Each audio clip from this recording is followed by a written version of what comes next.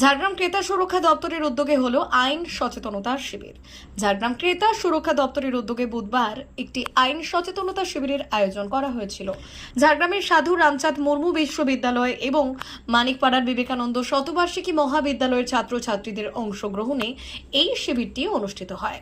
এই কর্মসূচিতে আইন ও সাইবার নিরাপত্তা সহ বিভিন্ন গুরুত্বপূর্ণ বিষয় নিয়ে আলোচনা হয়েছে। উপস্থিত ছিলেন ঝাড়গ্রাম ক্রেতা সুরক্ষা দপ্তরের অ্যাসিস্ট্যান্ট ডাইরেক্টর সুপ্রিয় মণ্ডল, ডেপুটি অ্যাসিস্ট্যান্ট ডাইরেক্টর শুভদীপ হোতা এবং সাইবার সেলের সাব ইন্সপেক্টর সৈকত সেনাপতি সহ অন্যান্য আধিকারিকরা।